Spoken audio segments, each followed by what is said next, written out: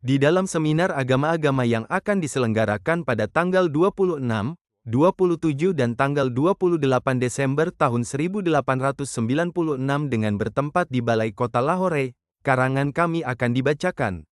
Karangan itu akan menerangkan kelebihan serta mukjizat Al-Quran. Karangan itu akan merupakan karangan yang ada di luar kemampuan manusia, dan merupakan salah satu di antara tanda-tanda ilahi, dan lahir semata-mata karena bantuannya. Di dalam karangan itu terkandung rahasia-rahasia serta makrifat-makrifat Al-Quran, yang dengan barang siapa yang akan mendengarkan karangan ini sejak awal sampai akhir, yang meliputi jawaban terhadap 5 masalah, ia akan merasa, kami yakin, bahwa di dalam hatinya timbul satu keimanan baru dan keimanan itu akan memancarkan suatu nur yang bercahaya-cahaya. Ia akan memiliki tafsiran yang padat lagi bernas tentang kalam suci ilahi. Ceramah kami akan bersih dari sifat kesia-siaan tangan manusia dan dari kehampaan. Yang mendorong kami menyiarkan surat selebaran ini ialah semata-mata karena rasa cinta kasih kepada Di dalam karangan ini terdapat nur kebenaran, hikmah, dan makrifat sehingga apabila mereka, dari golongan-golongan lain, hadir dalam seminar itu mendengarkan dari awal hingga akhir, akan kehilangan muka dan mereka tidak akan sanggup memperlihatkan kelebihan-kelebihan semacam itu dari kitab-kitab suci mereka, baik yang beragama Kristen ataupun Hindu Sanatan Dharma maupun lain-lain, sebab Allah Ta'ala menghendaki agar pada hari ini akan nampak kebenaran kitab sucinya. Di dalam alam kasyaf kami melihat suatu tangan gaib telah menyentuh tempat kediaman kami, dari rumah itu memancar cahaya yang berbinar-binar menerangi sekitar dan menyinari tangan kami juga. Lalu, seorang orang yang berdiri di samping kami berseru dengan suara membahana. Allahu Akbaru haribat haibaru, Maha besar Allah binasalah sudah haibar. Adapun takbimnya ialah, apa yang dimaksudkan dengan tempat kediaman kami ialah hati kami yang menjadi tempat turun dan perhin pangkat pan nur dan nur itu melambangkan ilmu makrifat Al-Quran. Yang dimaksudkan dengan haibar ialah semua agama yang menempatkan seorang manusia pada kedudukan Tuhan atau menurunkan sifat-sifat Tuhan dari derajatnya yang sempurna. Yakni, kepada kami telah diperlihatkan bahwa, setelah karangan kami tersiar secara luas, akan terbukalah tirai kepalsuan agama-agama yang tidak benar, lalu hari demi hari kebenaran Al-Quran akan tersebar luas ke seluruh permukaan bumi hingga akhirnya mencapai tujuannya. Kemudian dari keadaan kasyaf beralih ke sesungguhnya Allah beserta engkau, sesungguhnya Allah berdiri di mana engkau berdiri. Kata-kata itu merupakan bahasa kiasan berkenaan dengan pertolongan ilahi. Pada waktu ini kami tidak bermaksud menulis lebih jauh. Kami memberitahukan kepada tiap-tiap orang agar suka meluangkan waktu dan tenaga untuk berkunjung ke kota Lahore pada waktu seminar tersebut dilangsungkan untuk mendengarkan uraian kami yang akan memberi faedah kepada akal dan keimanan di luar dugaannya. Selamatlah bagi mereka yang mengikuti petunjuk. Kadian, tanggal 21 Desember tahun 1896 hormat kami, Mirza Ghulam Ahmad. Demikianlah bunyi selebaran tersebut. Maka sesuai dengan rencana, seminar besar agama-agama dilangsungkanlah pada tanggal 26, 27 dan tanggal 28 Desember tahun 1896 di kota Lahore, tetapi terpaksa harus diperpanjang satu hari di luar rencana hingga tanggal 29 Desember. Golongan Islam diwakili antara lain oleh Hadrat Mirza Ghulam Ahmad. Sebagaimana telah diterangkan di atas, beliau sendiri tidak dapat hadir, berhubung kesehatan beliau tidak mengizinkan, tetapi menugasi seorang murid beliau untuk membacakan karangan beliau. Demikianlah pada tanggal 27 tibalah giliran untuk mendengarkan karangan beliau dengan ditetapkan 2 jam lamanya. 2 jam sudah berlalu namun satu bab pun belum pula selesai lalu. Atas desakan para hadirin, moderator memutuskan untuk memperpanjang waktu 1 jam dan, meskipun demikian, baru terselesaikan masalah pertama saja. Oleh karena itu, moderator dan ketua memperpanjang 1 hari di luar rencana, yaitu tanggal 29. Sekretaris Panitia. Seminar dalam laporannya menulis antara lain Aula Islamiyah KWG yang luas itu penuh sesak. Kurang lebih berjumlah 8.000 orang hadir, yang terdiri dari para cendekiawan dan tokoh-tokoh terkemuka berbagai agama dan berbagai perkumpulan, juga para dokter, mahaguru, pengacara, alim ulama, pembesar dan tokoh-tokoh pemerintah Punjab. Walaupun tersedia banyak kursi, meja, dan lantai yang luas namun ratusan orang terpaksa berdiri berjam-jam lamanya dengan penuh kesabaran dan bersemangat. Dari kenyataan itu nampak betapa besar perhatian mereka kepada ceramah itu. Penulis makalah itu sendiri tidak dapat hadir dalam konferensi. Akan tetapi beliau telah mengutus sendiri murid istimewa beliau, Maul Abdul Karim Sahib Sialkot untuk membacakan makalah tersebut. Untuk makalah itu panitia telah mengalokasikan waktu hanya 2 jam, namun makalah tidak selesai dibacakan dalam waktu yang ditetapkan. Karena melihat para pengunjung konferensi secara umum sangat tertarik sedemikian rupa terhadap makalah tersebut, maka para moderator dengan senang dan penuh semangat memberikan persetujuan bahwa acara konferensi diperpanjang sampai makalah tersebut habis dibacakan. Keputusan mereka itu betul-betul sesuai dengan keinginan para hadirin dalam konferensi tersebut. Ketika waktu yang ditetapkan telah habis, Maulwi Abu Yusuf Mubarak Ali pun memberikan jatah waktunya untuk pembacaan makalah Rarat Mirza Ghulam Ahmad AS hingga selesai. Maka hadirin serta para moderator pun dengan luapan penuh kegembiraan mengucapkan terima kasih kepada Maulwi tersebut. Acara konferensi ini semula akan selesai pada pukul 4.30 sore, akan tetapi dengan memperhatikan keinginan hadirin maka acara konferensi terpaksa harus diteruskan sampai pukul 5.30 sore. Makalah ini selesai dalam tempo sekitar 4 jam. Dan dari awal hingga akhir, orang-orang tetap tertarik serta mengikutinya. Setelah mendapat kabar dari Allah Ta'ala, pada tanggal 21 Desember 1896, beberapa hari sebelum acara konferensi berlangsung, pendiri Jemaat Ahmadiyah menyebarkan sebuah selebaran mengumumkan alangkah tepat pada tempatnya apabila di sini ditampilkan sebagai contoh, pandangan-pandangan beberapa surat kabar. Pada masa itu, Civil and Military Gazette, Lahore, menulis, di dalam konferensi ini perhatian mendalam serta istimewa dari hadirin. Semuanya tertuju pada ceramah Mirza Ghulam Ahmad, dari Kadian, yang sangat cakap dalam membela dan melindungi agama Islam. Dari tempat-tempat jauh orang-orang dari berbagai aliran agama berbondong-bondong datang untuk mendengarkan ceramah itu. Dikarenakan Mirza Sahib sendiri tidak dapat hadir dalam konferensi ini, untuk itulah ceramah beliau tersebut dibacakan oleh murid pilihan beliau, Munshi Abdul Karim Sahib Sialkoti. Pada tanggal 27, ceramah ini terus berlangsung selama 3 jam, dan halayak umum mendengarkan ceramah ini dengan antusias dan penuh perhatian. Akan tetapi saat itu baru satu permasalahan saja yang telah selesai. Maulwi Abdul Karim berjanji, jika diberi waktu, maka beliau akan membacakan bagian lainnya. Oleh karena itulah ketua dan panitia penyelenggara menyetujui usul itu agar dilanjutkan pada tanggal 29 Desember.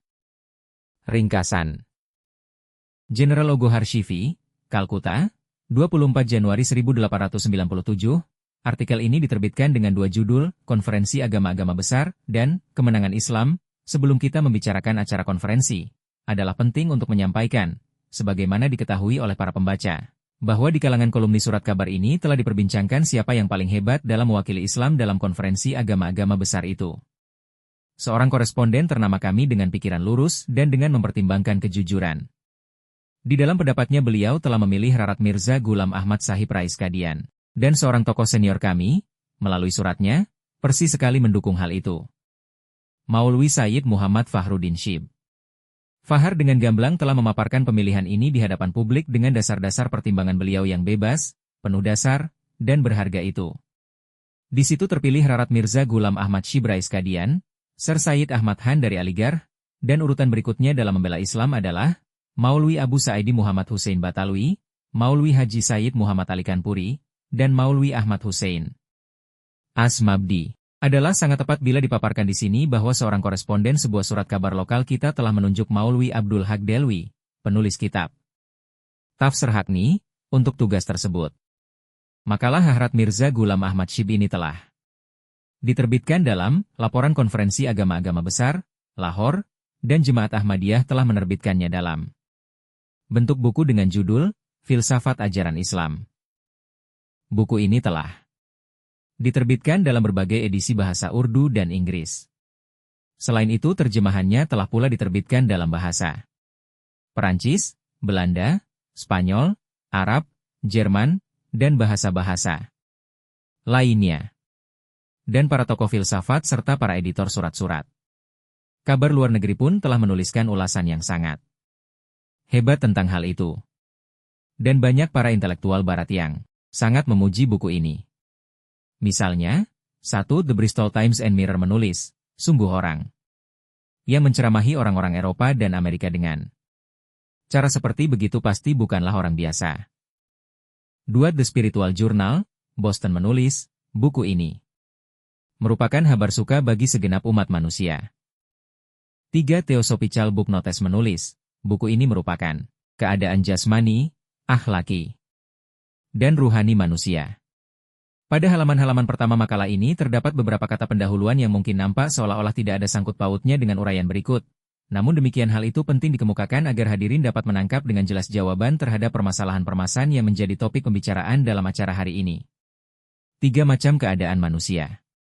Baiklah dimaklumi bahwa masalah pertama ialah bertalian dengan keadaan-keadaan tabii, alami, akhlaki, dan ruhani manusia.